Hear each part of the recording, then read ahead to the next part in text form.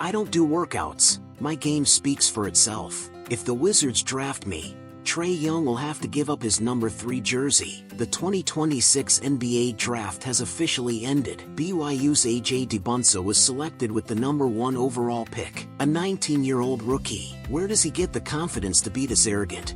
The answer is not just talent. It starts with the man who built him, his father. Dybantsa is 6'9". His vertical leap is just over 40 inches. That number ranks in the top 4% among all NBA wing players over the past 25 years. His deadlift is over 500 pounds. That is 2.5 times his own body weight. His lateral movement speed is at the level of Giannis and Drew Holiday when they made all defensive teams. Some people say his NBA comparison is a young Paul George. Others say he is a taller version of Shai Gilgeous-Alexander. But Dybantsa's own favorite comparison is Tracy McGrady. He scored 43 points in a single game, breaking BYU's freshman scoring record. In his March Madness debut, he exploded for 35 points. The last freshman to do that was Steph Curry in 2007. Before the draft, Dybantsa only visited the Wizards, who held the number 1 pick, and the Jazz, who held the number 2 pick. And even then,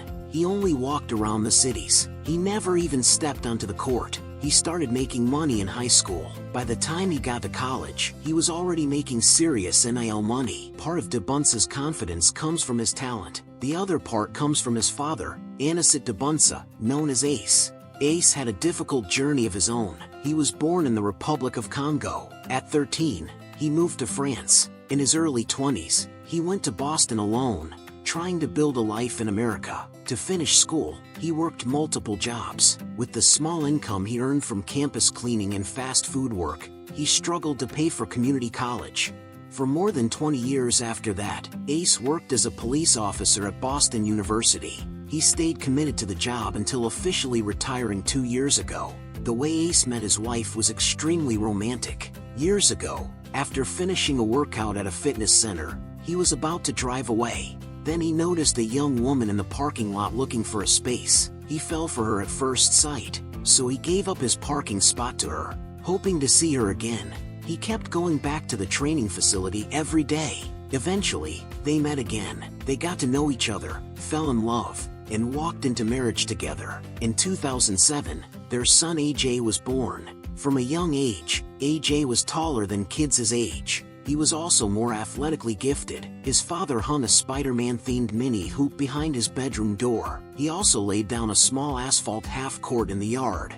From that point on, AJ had to dribble with his non-dominant hand every day. He would train for hours at a time. His father also required him to do 100 push-ups in the morning and 100 at night, and he strictly monitored him through cameras at home.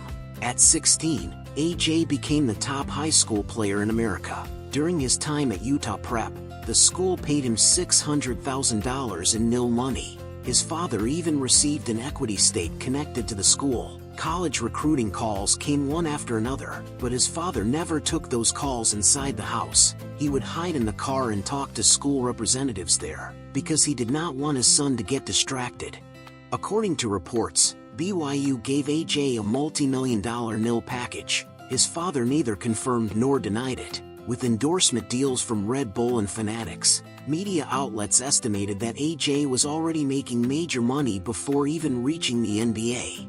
But the decision to choose BYU was not entirely about money. His father did thorough research. BYU was not a traditional basketball powerhouse, but it gave AJ NBA-level resources. Head coach Kevin Young had previously worked as an assistant coach with the Sixers and the Suns. Kevin Durant personally recommended him to AJ. The director of analytics and the director of nutrition came from the Suns.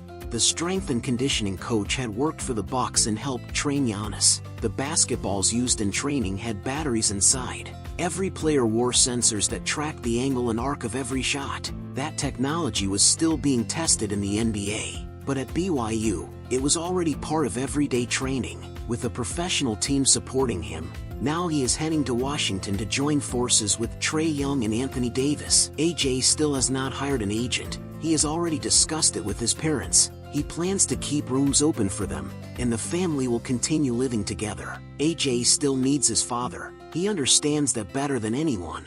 Last May, Red Bull arranged for AJ and his family to travel to Monaco for the Formula One Grand Prix. When the hotel rooms were assigned, AJ stayed in a regular room. His father stayed in the presidential suite. AJ joked with his father, "The presidential suite should be mine. You only get to stay there because of me." His father answered, "Maybe you're right, but you only got into this world because of me." On April 22nd, Dybantsa declared for the NBA draft. At the time, he was already projected as the favorite to go number 1 overall.